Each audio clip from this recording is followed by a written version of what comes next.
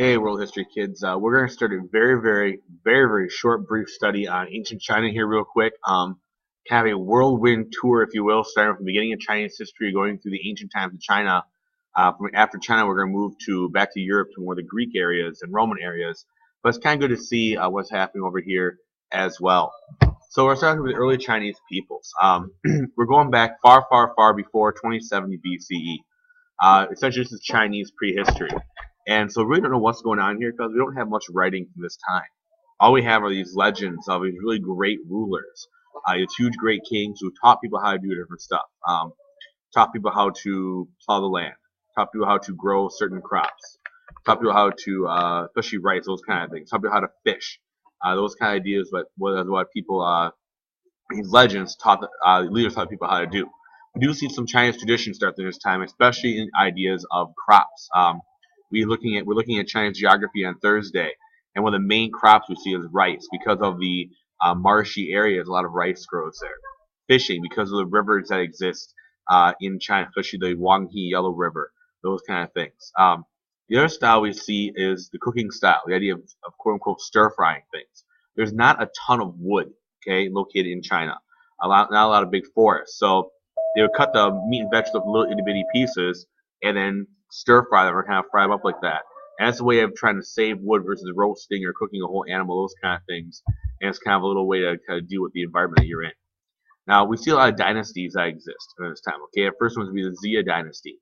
All a dynasty means is just a line of kings that are all related. So, king dies, son takes over. He dies, son takes over, so on and so forth. Okay. Now, a lot of early Chinese kings ruled by what was called the mandate of heaven. Essentially, the rulers needed permission of the gods to rule. You'll get to have one dynasty at a time, but you use this mandate of heaven to make sure you could rule. So our first dynasty we have is the Xia dynasty. It was a line of emperors starting with a great guy named Yu the Great, and it lasts for about 470 years. And so it's really kind of a famous dynasty that lasts for close to 500 years. Thing is that Yu the Great had a big problem. Okay, the Huanghe Yellow River would flood. Now, when it flooded, it would destroy people's houses, farmlands, destroy those kind of things. Now, today we use dams to control flooding. You look at why the river in town does not flood as much is because of the dam. Well, for you, he got everybody together and decided to build these canals. The canals help to bring the water away from the main area, irrigate the farmland, and make sure people's lives aren't destroyed. It took 13 years to happen, but he was able to make this whole idea go down. And so now you're able to grow a lot of rice in these marshy areas and kind of create the start of Chinese culture. We saw a lot of different things from the Xia dynasty. Archaeologists have gone back, dug up different stuff. They found all different kinds of bronze tools. Think about who else used bronze? The Sumerians used bronze. And so we look at kind of going back to them and see a relation between those two groups there. We saw different kinds of tools, weapons like swords and spears, cups. We actually look at inside the cup. They could figure out there's residue from wine inside the cups. And so a lot of artifacts from this time we found the Xia. Eventually, a new dynasty comes up. A lot of times dynasties will kind of fall apart and a new dynasty takes over. So usually it's kind of when people get angry, people get mad, whatever it might be, and a new dynasty will take over. So the Shang dynasty came in next. They attacked the Xia dynasty as they started to weaken, and they're kind of the second dynasty to rule. Now they're kind of famous because they moved around a lot, and they also kind of this idea of a golden age in China. Golden age means there's a lot of new discoveries, a lot of new inventions, a lot of new technology and thought that comes out of an area. And so all these different new discoveries and ideas come from the Shang dynasty. We're going to talk about those in class, research those in class on Monday actually. Now the thing about the Shang is that they're very warlike. You know, they fought lots and lots of different kinds of wars, and they have really expanded their territory to a very large area territory. Not quite as large as modern day China, more or less centered around the big rivers in China. That was about it. Okay. Now, one of the big beliefs that they had, okay, was that there are different spirits that existed, both spirits and the spirits of your ancestors.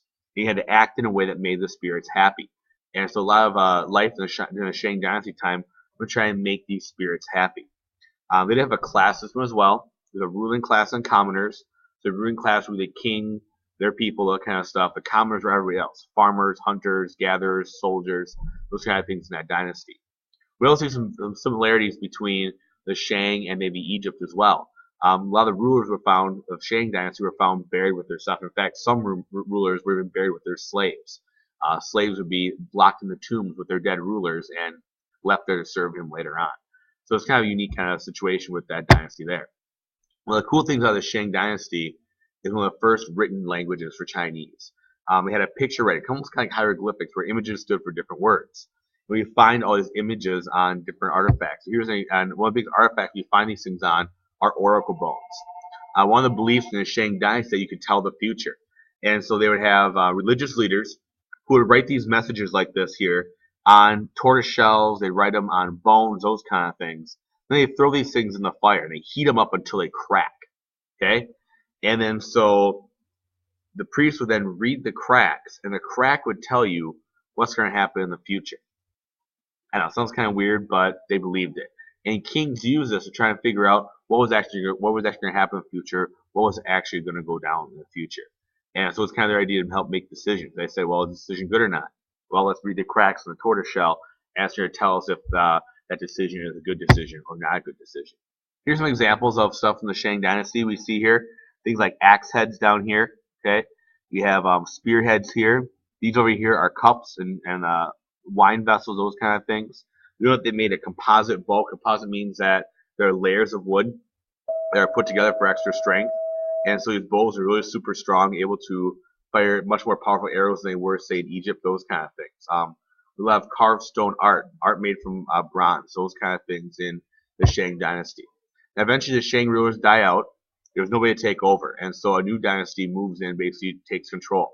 And it's called the Zhou Dynasty. It looks like Zhou, but it's actually Zhou.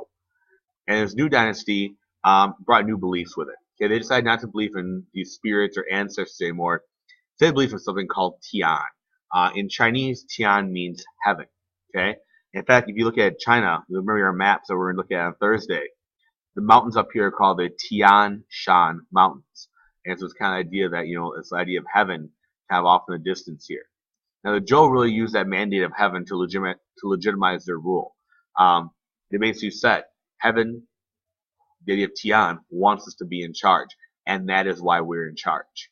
And so they kind of come in, took over, and they started taking over big areas. This little lighter area here shows just how big the Zhou Dynasty was. And you can see it's centered around these rivers right here, like most civilizations are at this time.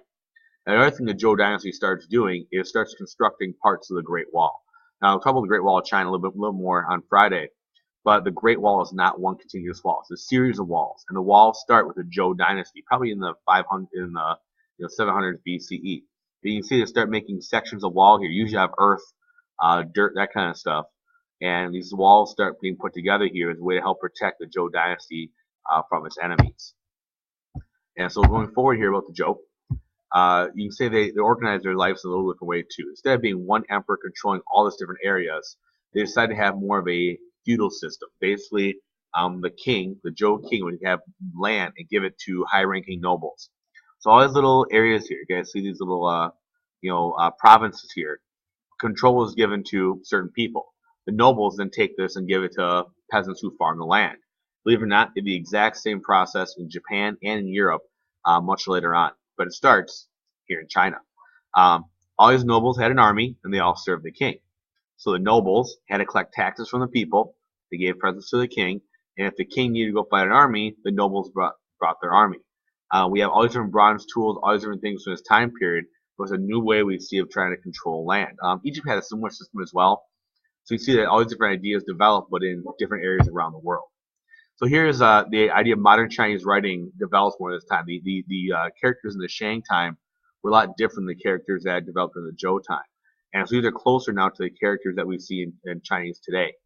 So it goes from kind of that crude writing before to more formal writing for Chinese. Notice that Chinese writing is done up to down, not right to left or left to right. And it's still done that way in a lot of Chinese cultures.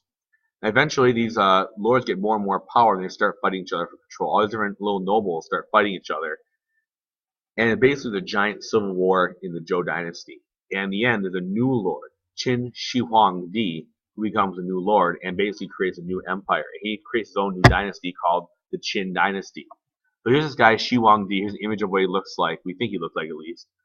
He was a noble. And essentially, all these other big nobles in the Zhou dynasty were killed off in war, or they were assassinated. In the end, he's the last guy left. Okay, and what he did is he took advantage of the land of natural disaster. Basically, a huge earthquake that hit in China um, right before 221 BCE, and it destroyed a lot of areas. He kind of went through after this earthquake, through this big army through, just rushed through, and basically took over everything. And in fact, he's one of the first times that China is unified under one leader. So he's the only leader now, not the nobles anymore. One leader in this idea of China. So he's a really powerful ruler. He takes China and basically divides it into 40 states. They're not called lords. It's more like a state would be today, where he like appoints a governor. The governor reports to him. In fact, he called his country China after himself, which now we call modern day China. So if you don't know why China is called China, it's after Qin. He created one money for everybody. It was a round coin with a square hole in it, which actually is still was used in China up until just recently, actually. He also standardized weights and measurements. So basically, everything for him had to be the same. Everything down to how wide wheels are on a cart, how much weight is. Okay, all those kind of things had to be the same everywhere, so everyone was paying the same amount of money for everything else. He also created infrastructure. He wanted to be able to get his army different places in his empire, so he built roads everywhere, and kind of helped to kind of create this big unified empire. The thing about him was that he was very, very strict, and if laws were not exactly followed, the punishment was one of two things. It was either banishment, which means you were kicked out of the country, or death. Usually death in some creative method. In fact, Shi Huangdi banished his own son from his country because he felt his son wasn't following what he was supposed to be doing. And so you kind of see how he's a different kind of guy this way. One of the things that Qin is very famous of is he starts building the modern day Great Wall. He kind of added on to what the Zhou had put together already, and started building what essentially becomes the Great Wall of China. And so he kind of starts construction on a series of walls that become the Great Wall. We'll watch a little video on this in class on Tuesday. Now, based on that, Qin believed, excuse me, was something called legalism. Essentially, all public had to follow certain laws, and all people were expected to behave a certain way, the way the leader wanted to. And so he made very, very strict laws that said basically the only belief was him. And that was it. He did this to really just kind of control the population. In fact, he took all other books that were out there and burned them. There are books by Confucius and by Taoist writers, Buddhist writers, those kind of things that were out there. And Confucius had all these books burned. The idea of censorship, basically. Basically, he wanted to limit what other people could read, what other people could do, and he didn't want anybody to have their own opinion. The only opinion that mattered to him was his opinion, and that was it. That way, people would not revolt, people would not cause trouble, and it would just be him in charge. Now, the thing about Shi Huangdi was kind of funny is that he's super, super paranoid. He honestly thought that every single person out there was out to get him. And so he really thought that, essentially the world was trying to kill him off. And he wanted to try and live forever. So as part of this, he would drink these magic elixirs. Funny thing is that his magic elixirs contain mercury. Mercury kills you. Kind of ironic when you think about it a little bit. One of the things he did to kind of preserve his legacy was build this huge tomb. And essentially, underneath this hill right here, okay, right here to this hill right here, he built an underground replica of his capital city. It even included a river of mercury that flowed through the city, liquid metal that flowed through the city. When he died, he was buried in the tomb, and he actually had the designers of the tomb buried with him. That way, nobody knew how to get in, nobody knew the codes, that kind of stuff. There were booby traps everywhere in the tomb, so he couldn't be robbed. And in fact, when they found his tomb, every single possession he had was buried with him, including all of his girlfriends, who were buried with him alive. That's okay, anyway. But so, I mean, he kind of wanted to have everything that he had in his lifely time in his afterlife as well. One of the coolest things he was buried with was an army.